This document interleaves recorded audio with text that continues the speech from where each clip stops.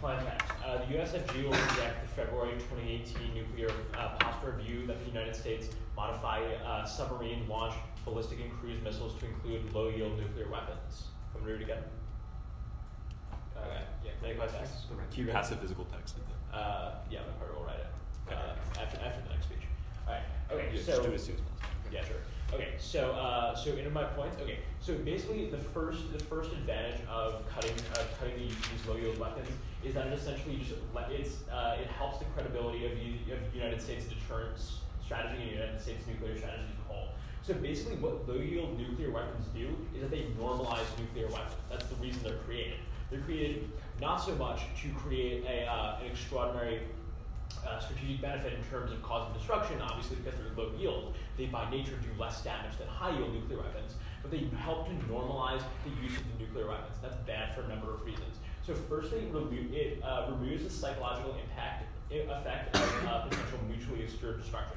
Because once you get used to using nuclear weapons, whether they're low yield or high yield, they are very similar. You get into a situation where mutually assured destruction is no longer this single block that is able to prevent the world from descending into nuclear chaos. That doesn't exist anymore, and you have a number of impacts. You have, obviously, number one, mutually assured destruction. That leads to war, that leads to death, that leads to nuclear winter, that leads to pretty bad things for the human race, I think you'll agree. So now what we also see is that nuclear weapons, just as a whole, even going past the mutually assured destruction point, what happens is that, what should happen, is that nuclear weapons should always be unacceptable. Nuclear weapons are never a weapon that should be used, that should be used really in any justifiable strategic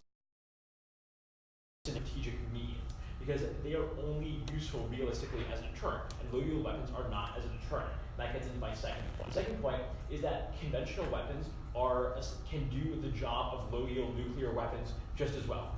Conventional weapons, we're developing conventional weapons consistently that are around the same power level of low-yield nuclear weapons. So if it was just about power level, we already essentially have, or we will have in the very future, conventional weapons that can accomplish the exact same job as these. So fundamentally, there is no case based on power alone that we should use low-yield nuclear weapons based on what we either already have or will have in the very near future. Now, my third point is getting into the strategic value, or realistically, the lack thereof of the value in low-yield weapons. So basically, low-yield weapons, they might seem different from high-yield weapons, but at their heart, they are very similar. So basically, what you have then is that whenever we use a low-yield weapon, we are going to, one, especially if you're talking about submarines, which are probably going to carry a mix of these low-yield and high-yield nuclear weapons, you're going to have, one, a firing of these low-yield nuclear weapons will reveal the location of these submarines, which of course is a strategic concern, but it will realistically, just also in total strategic sense, reveal what the United States' strategy is around these nuclear weapons. And that's something that we can't afford to use, we can't afford to waste on a low-yield nuclear weapon, where we can just as easily accomplish it with a conventional weapon. We need to save that for a high-yield weapon, so that if we do need to use them, we are able to without the enemy being able to counteract it so easily. Yeah, okay, so my fourth point is that enemies fundamentally can't distinguish between low-yield and high-yield nuclear weapons. It's just impossible. So that you can cross-apply my first contention, talking about mutually assured destruction. Because what you're going to have then there is if we ever use these low-yield nuclear weapons on a battlefield, for example, against a country that is similarly nuclear armed with either high-yield or low-yield nuclear weapons, we're going to enter into a scenario where they will be forced, because they cannot distinguish between low-yield and high-yield nuclear weapons, they are going to be forced to launch a nuclear weapon back at us that will realistically probably be high yield in order to justify their Mann deterrence principle, which leads to, once again, death, nuclear winter, and the destruction of a large portion of the human race. Yeah, I'll take your point. Why wouldn't these countries just look at the size of the mushroom cloud and figure out that one is strategic and the other is tactical? No, because there's the difference. Because well, no. First off, you're not looking at the size of the mushroom cloud, because once a nuclear weapon has already landed, then it's really too late. Let's say a nuclear weapon is coming at a city, for example. You don't have time to determine what sort of nuclear weapon is by looking at the mushroom cloud, because once that's already happened, you've lost your chance to fire back. So that just wouldn't check. So basically, so going off of that, the only way to tell what type of nuclear weapon it is when it lands. And when it lands, no country is obviously no country is going to wait until then. They're going to see that a submarine has appeared, has launched a nuclear weapon, and they're going to fire back. So my question is, why don't we just use conventional weapons for this? There's fundamentally no distinction in their destructive capabilities. So the only real distinction is bad for the United States, because it leads to a situation that is fundamentally unstable. So what we have here is to just sum it all up. Basically, if you're talking about in terms of net benefits, which of course this is policy around it as, what's going to happen here is that you will enter into a global state that is fundamentally more unstable than if the United States did not develop low-yield nuclear weapons. And that is something we can simply not abide. And because of that, we as a country need to take the step to reject these recommendations, because what we see is that if the United States takes on these recommendations, so will Russia, so will China, so will India, Pakistan, Israel, all of those other countries. You can cross-apply it around the world, and then you get a fundamentally more unstable global state, which is not good for the United States or its citizens. Thank you, and I urge him from the bell. Okay. And we're copying the climax. Do you have the? No, sorry, just don't copy it. Okay. Order is 4 off, advantage in order. Say it again. 4 off, and then advantages in order. Okay.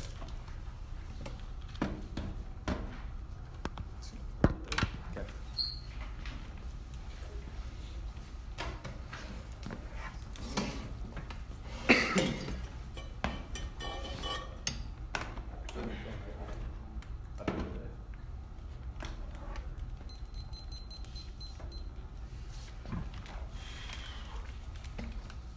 Everybody good? Okay. Should we get some water? Okay. Wait, you're negative. Yeah. Okay. Affirming is easier than negating. Asynchronous perception. The applicants first and last speech, and they can bias the judge in order to vote for them. Slow. Okay. They can bias the judge in order to vote for them because they get the first and last word to create psychological biases, which outweighs the other arguments outside bias, because it's irreversible. Whereas we can just get faster to compensate for other issues.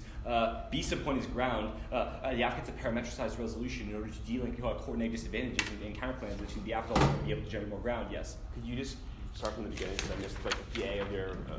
I can't even tell this is your critique. I'm sorry. Okay. Can you just give us text? I will give you my flow. Next, the implication of this is that because affirming is much harder than gating pre-implications, one, or just easier, one in fact turn half theory argument, because they just resolve for side bias that exists in the status quo. 2, allows us to split the block, because that allows us to go for more offense, which makes the 1AR a lot more difficult. 3, you should pursue neg, because we had a harder job. NC. The sufficient negative burden is to prove that the affirmative is impossible, to negate and to deny the truth. That we argue that because the monism, the thesis that there exists only one object, is true, affirming is impossible. 1, infinite regress. In order to draw distinctions between objects, we need to say that there is a space between those objects. But that space is in and of itself just another object. How do we draw distinction between that space and the original object itself? In order to do that, we have to create another space. This leads to infinite regress. And there's no ability to just distinguish between objects and the space between. The only way to solve this is by adopting monism, the thesis that you cannot distinguish between objects to resolve this issue. Second is the problem of divisibility. If I have a rectangle and I bisect those bisections, and with an infinite number of smaller parts, there is a double bind. Either 1, these parts have no mass or occupy no volume, which means that nothing exists, which means you just negate on face because of presumption, or B, they do have some finite mass, but that creates a paradox, because then all of those infinite things have some finite mass jut into each other, which makes no sense and is irresolvable, which means that the only way to solve that is by adopting monism, the thesis which is that things can't be divided. This proves that the resolution is incoherent, because the U.S. federal government is the same thing as a ballistic missile. It's the same thing as a low-yield nuclear weapon. There's no distinction between any of these objects. They are all the exact same thing, which means the resolution grammatically makes no sense. I counterpoint the text. The USFG will adopt the U.S. federal government will adopt the February 2018 Nuclear Posture Review recommendation that the U.S. develop new low-yield nuclear warheads and weapons. Do you know this? The counterplan text? Yeah. That's fine. Okay. The counterplan text generates uniqueness for the dishead. Fourth off. Clear. What did you say? The counterplan text generates uniqueness for the dishead.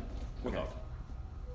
This is advantage that small mushroom clouds are better than big mushroom clouds. Clear. Uniqueness. One, mutually assured destruction is greatly reduced in status quo. It's basically limited. Ace of point THAAD, the terminal high altitude like air defense systems have a 100% success rate between Clear. the U.S. military technology is probably 20 years ahead, according to top secret like documents released by Raytheon. B, strategic missiles are no longer causing mutually assured destruction because detection is now perfect. Clear.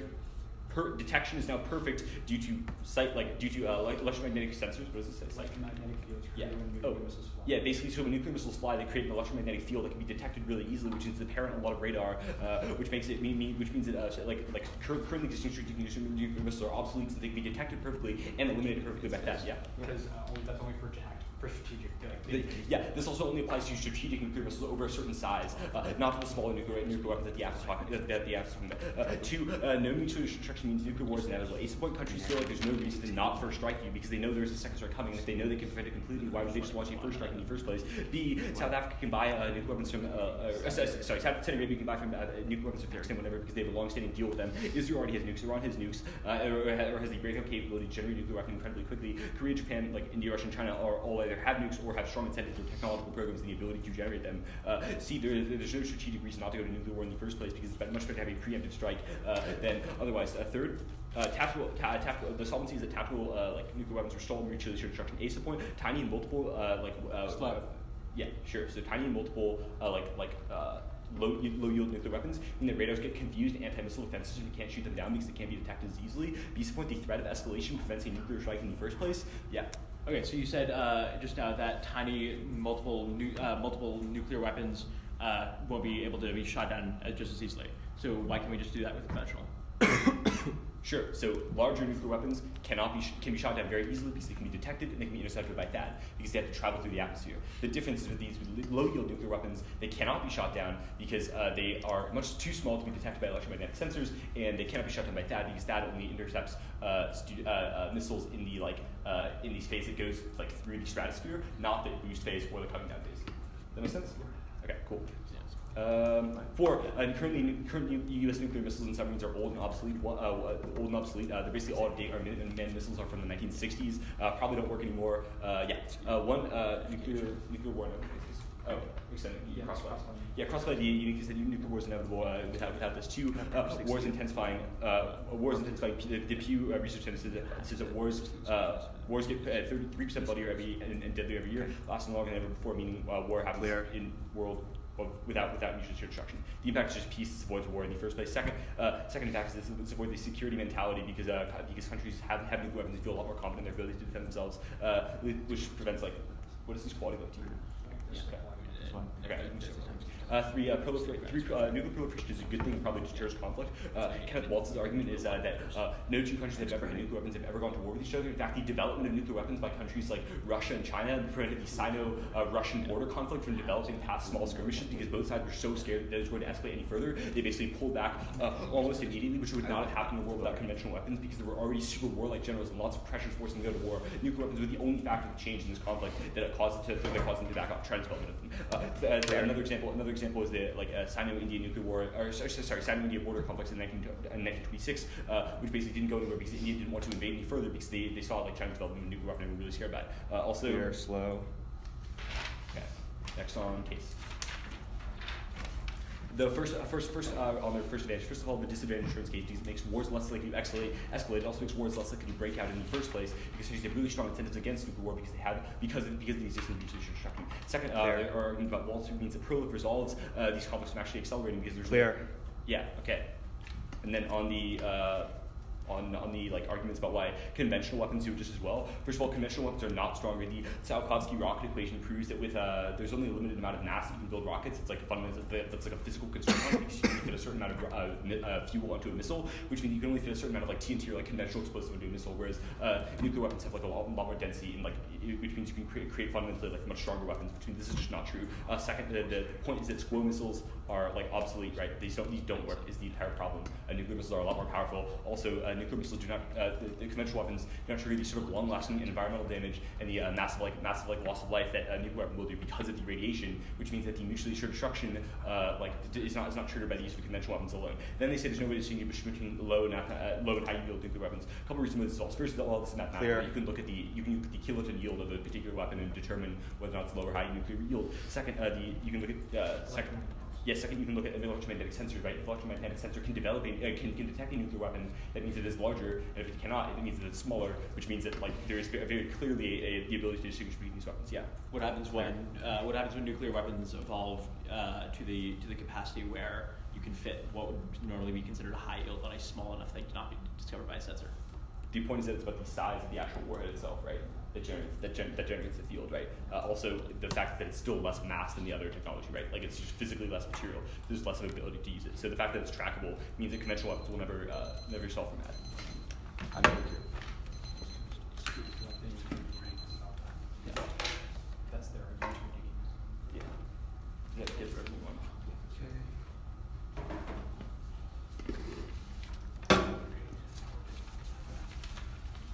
Can I have the earrings back?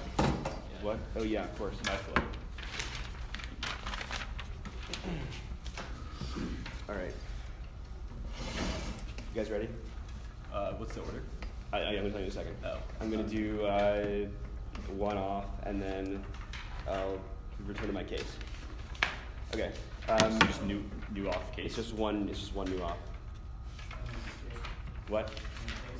And then case. Okay. Everyone ready? Wait, where's the other stuff from 1C? Dude, isn't it? I think we give it back to you. No, just like where, like in the flow are you going after you go to case? I'm confused about the order. I'm not. So, I guess just. What? Crypto is going to do credibility distinguish. Okay. Yeah, I'm going down my case in order. Like credibility distinguish. Down our case in order. Yeah. Credibility distinguish and strategy. Okay. All right. Now we're good. Yeah. Okay. I'm gonna begin time right now. Okay. So the negation in this round is purposely excluding us from the debate, and such you must drop them. It exceeds all other issues in this round. You must drop them for purposely excluding us from the debate and talking way too fast for us to be able to process their arguments, even write them down fast enough. But they're talking so fast and so like lacking clarity that we just can't flow their arguments at all. That's why I have issues with the order, because I haven't put a single thing down on their case because it was going too fast. I looked at my timer, minutes 0 through 4 of the case, their case, I couldn't distinguish a single thing. All I caught was snippets. So I'm going to go into the theory shell. A is the interpretation. The neg must not maintain the same speed and lack of clarity of speaking after being asked to do so, or being asked to slow down and be more clear on repeated occasions. You can text with it into it. Reread it? You want to reread it? I'll reread it. The neg must not maintain the same speed and lack of clarity in their speech after being asked to slow down and be more clear repeatedly. B is the violation. We asked them, I would say, at least 10 times during the round. I think about in every minute of the round to slow down and be more clear. And at each point, they refused to do so. And the reason you can tell is that we asked them in minutes 1, 2, 3, 4, 5, 7, 8, 9, or not 9, it just seemed like that. But minutes 1, 2, and 3, and they continued in minutes 4, 5, 6, 7, and 8, just talking as fast as they possibly could and not being clear at all. It's very clear they violated the standard, violated the interpretation. Now I'm going to move into standards. This is C is the standards.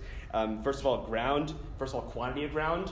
Ordinarily in any round we'd be able to respond to the neg case, but because it was delivered so quickly and with so little clarity, the only two people in this room who know what they said in their speech is the person who just spoke, and his partner maybe. Judges, I assume you're pretty good at flowing. You're better than I am at that.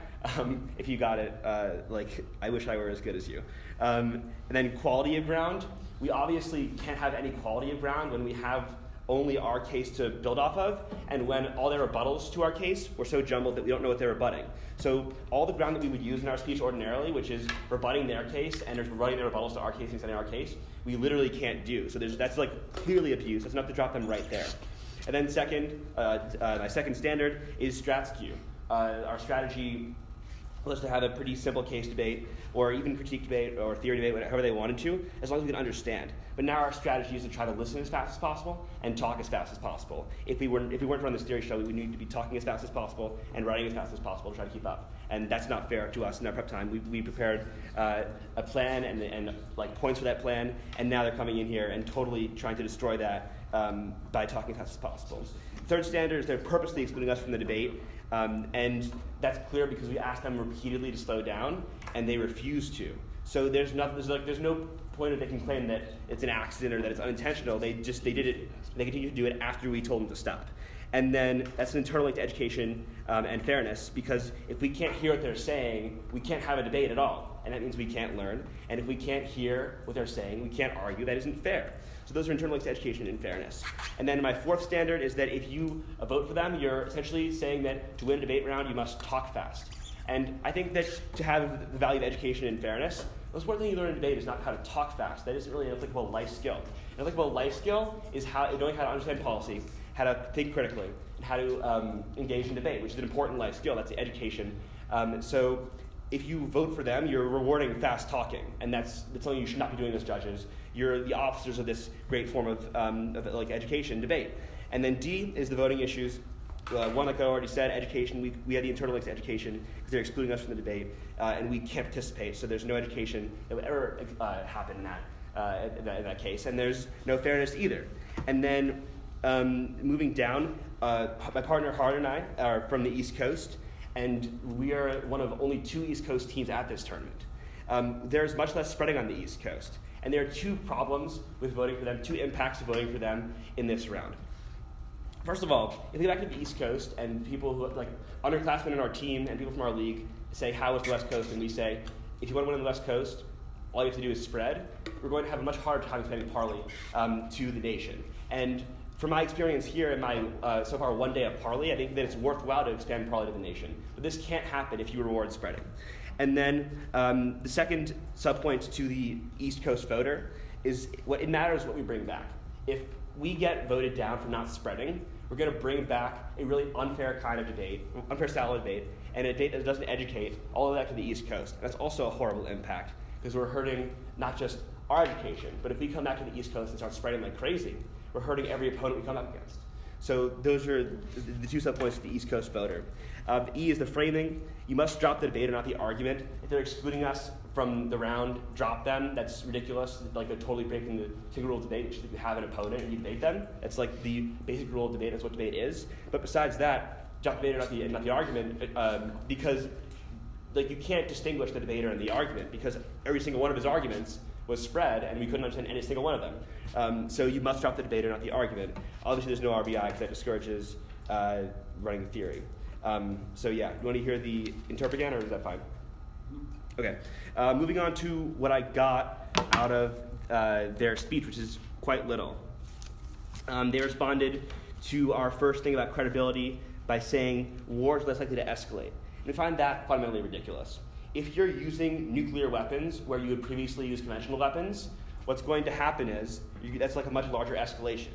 Nuclear weapons must be held like separate from all weapons because it's a chain effect, right? If you start using low yield weapons, then it opens the door to high weapons because it's seen as tolerated by the U.S. If the U.S. Begins to hold low yield and high yield in different regards, that shows to other countries. If you launch low yield, you won't respond as strongly as if you launch high yield weapons. And it's better for U.S. defense if we, in every conflict, both resist our use of weapons and prevent adversary use of weapons. And by having this credibility maintained, by not employing low yield weapons or threatening to use them, we're going to be both better off because we won't use them and because they won't have them used on us. So 2 reasons why deterrence is better there and why that rebuttal doesn't stand. And then conventional weapons, as good, we said in our second contention, they responded by saying that that they actually aren't as strong. First of all, we dispute that. The mother of all bombs, like that was used, I think it's been used once last year, and it's not taken lightly either. But the thing is, even if they can claim, even if that happens to be true, that their weapons, like low yield is stronger than high yield conventional, The fact of the matter is, even if you need to launch, say, 3 or 4 conventional, it's still the same. If you have a target and you have a plane, or you have a way of launching missiles, you can still attack them. It's the same end result. The difference, though, is that there's no international community baggage. No one's going to come in and have all this, like there's going to be no chain effect reaction. Anyway, I didn't get any of their case. I didn't get their rebuttals to our last 2 points. Or their theory. Or their theory or critique. I couldn't tell which one it was even. I wanted to add one thing to my E framing. The theory must become the main issue of the round right now because it's excluding us and making all debate over the case impossible. So you must vote them down for excluding us from the debate. Thank you. Also, extend the conceded impact to the next round. What were yours, T? What? I mean, you extend something. Yeah. You don't get it. What? You pass me this one. Yeah. So yeah, T, followed by CPDA. With our theory overview that Adam read on top. Sorry, say it again? So Theory, what? the theory overview that we read, followed by your T, Okay. followed by our counterclaim DA, followed by case in the order we read. Do you want to just go for monos real quick? That's probably fast. I don't need that.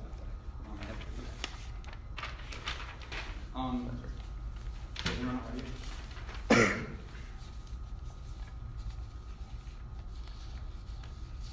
On Adam's argument, except the second argument, or except the third argument that any argument that they read on topicality is impact turned in order to counterbalance with fairness. In order to counterbalance with the fairness inherent within debate. Here's the argument that we read here. The first argument that we read is perception, basically that because you guys can speak first and last, that creates biases in the minds of the judge that unfairly skew the round towards you. The second argument is because you guys can parametricize, there's an unfair division of ground from the 1AC that is only able to be checked back in the following 3 ways. The first one is impact turned into fairness arguments on T.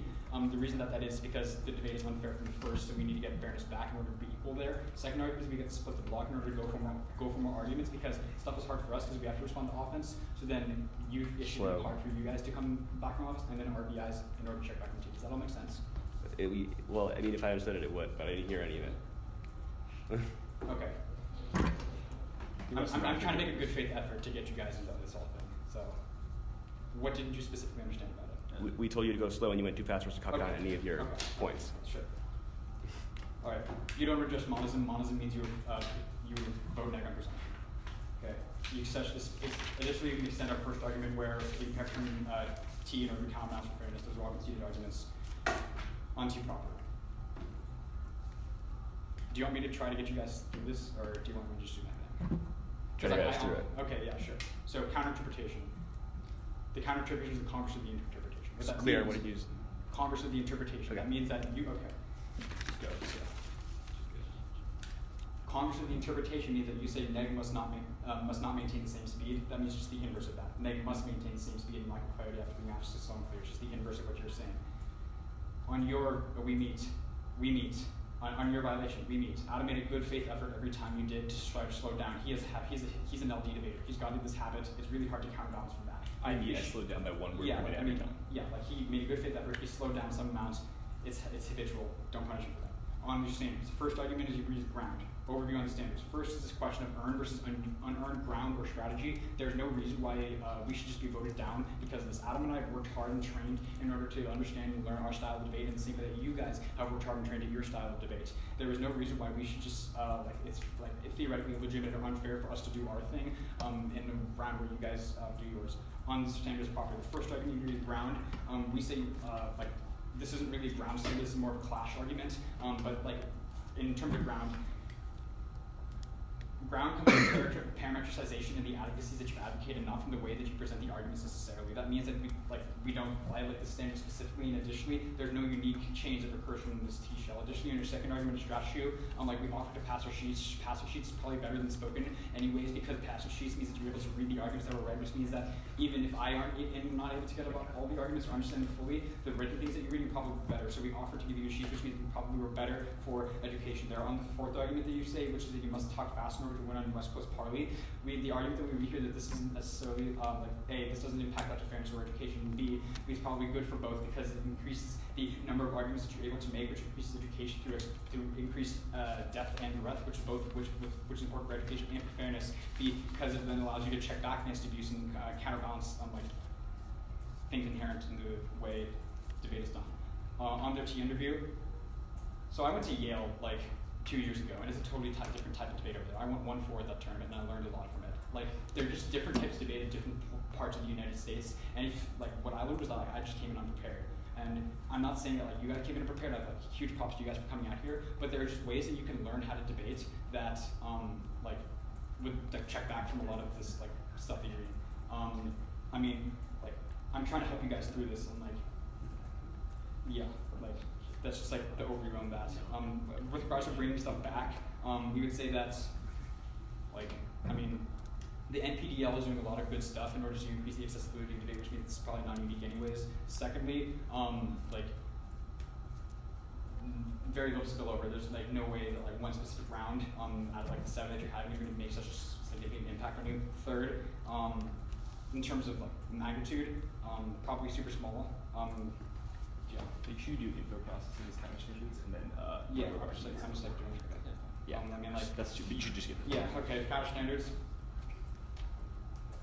First counter standard is info processing because talking fast makes you more requires you for your brain to move faster, which is important for information processing. Information processing is important for education because it makes the number and the volume of information that you're able to absorb greater, which increases your ability to like understand situations and just make decisions that are more informed, which is good for education. The second argument is like number of arguments. That speaking fast is important for education because you're able to explore the breadth and the depth more equally.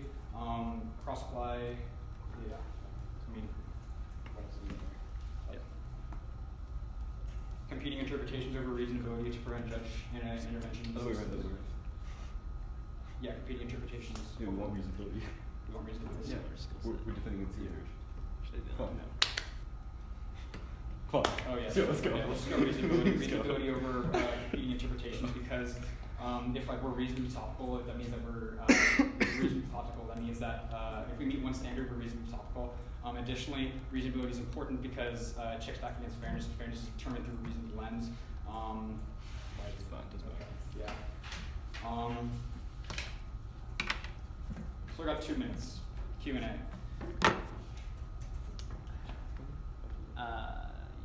Okay. Okay. Can I go first? Yeah, sure. Did you go back to Yale? I did not go back to Yale. Okay. I mean, yeah. I had stuff going on that weekend I wanted to, but like, Okay. yeah. Anything for you?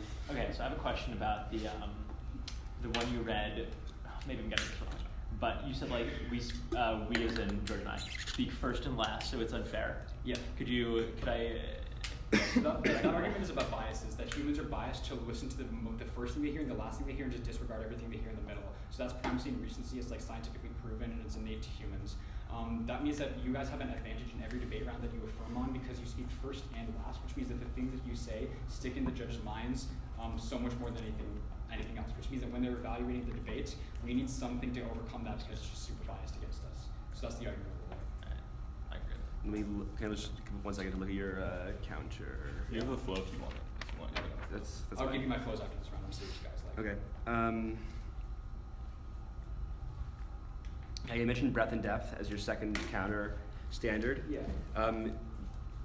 If somebody can't understand what you're saying, isn't breadth and depth like it's just 0? Yeah, so that's like our argument here is that speed is probably good because of breadth and depth. So like if you were fast in this debate, we would be covering more topics and we would be covering those topics deeper than we would otherwise in a slow debate, just in terms of the number of words we're saying. Like arguments are made out of words, and if you can fit more words, you can fit more arguments. So that's the argument there. Okay. That's about it. And like debate is made up of arguments. You try to convince judges one way or another through arguments. It's probably good for debate, good for education. I agree. Yeah. Thanks.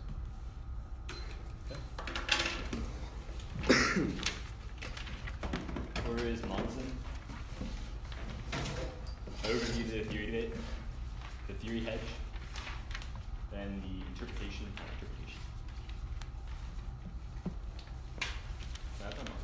Oh, yeah. Okay. Okay.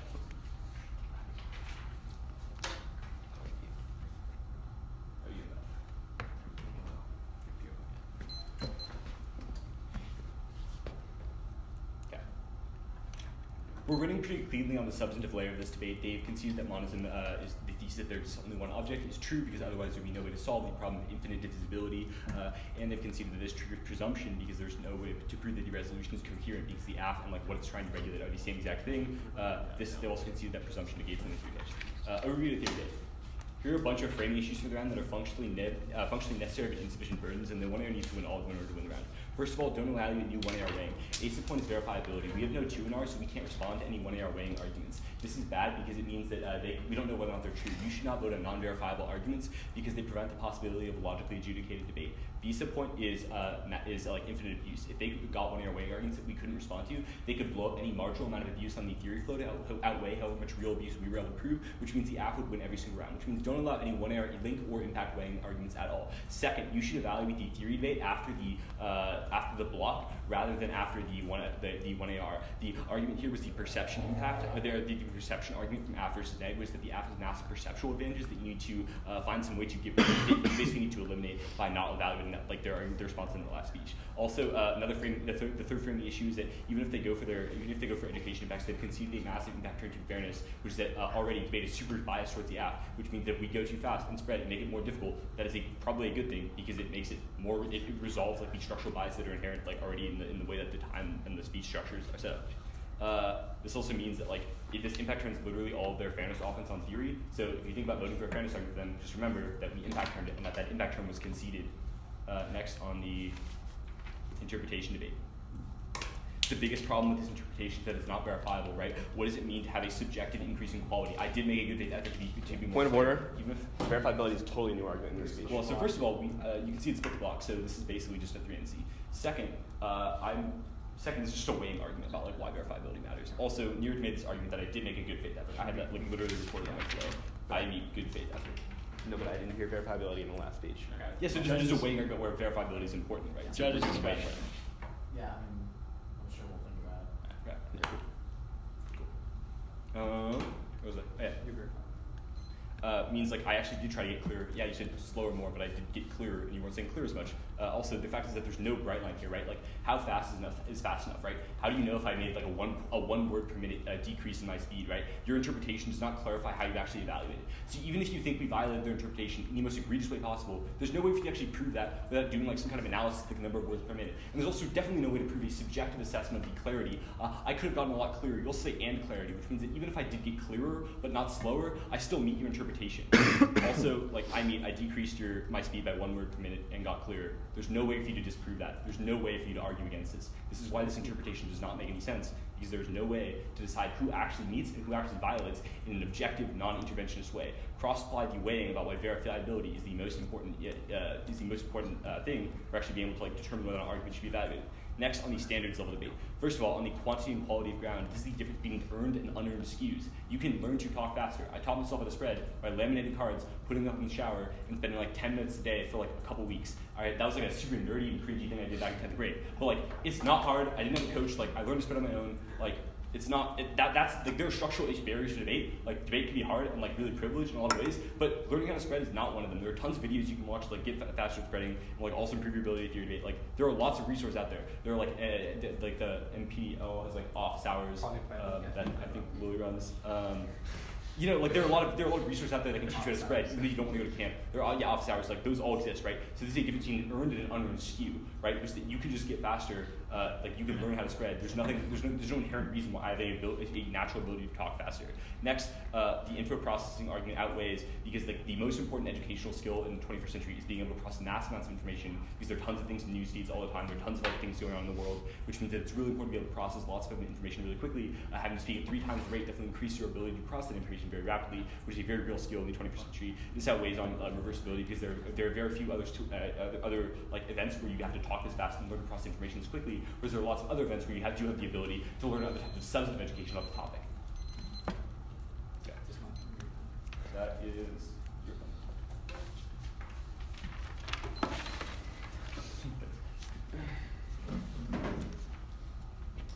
Alright, I'm going to touch on case like very, very briefly. I'm just going to go do their theory also quite briefly, and then our theory is the bulk of it. Alright, judges, opponents, partner. Yeah. Alright, so basically on the case debate, in the leader of the opposition just dropped all the case. So like we probably went on case, but let's be honest, case isn't going to matter in this round. On their theory about how we speak first and last, so that's unfair. That would just lead to an eventual throw it out on reasonability, because that would just lead to an eventually a parliamentary. point of order. Sure. This response is new in the 1AR because there wasn't a response. This is my first chance to respond to it. The argument was made in the 1C. It was. I made the argument in the MG, and then you rebutted it. His rebuttal to your rebuttal. So we have to make it now. Discretion. Alright, for what it's worth, the first time I understood it was in the MSA, so for what it's worth. So basically, that would just, throw that out on reasonability, that would just lead to a situation where parliamentary debate is just, the rounds of, really not just parliament, but all types of debate are just based on whoever's AF or neg, and just throw that out. You should be able to do that.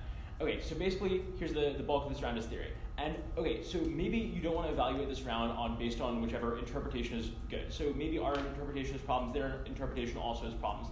Throw those out. Basically, you just have to ask yourselves, sure, there might not be a bright line, but you have to ask yourselves, were they intentionally trying to exclude us? And I think the answer is like very clearly yes. Like, yeah, sure, they read their remit, they said, okay, when we asked him to slow, when we asked him to clear, he did slow and clear.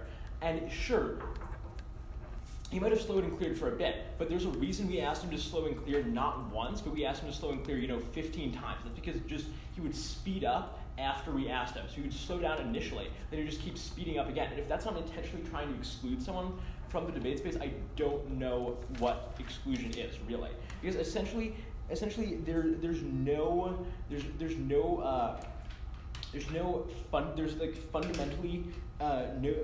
just getting into education, there's fundamentally no reason, if we're talking about real world impacts, which I want to talk about for just a bit.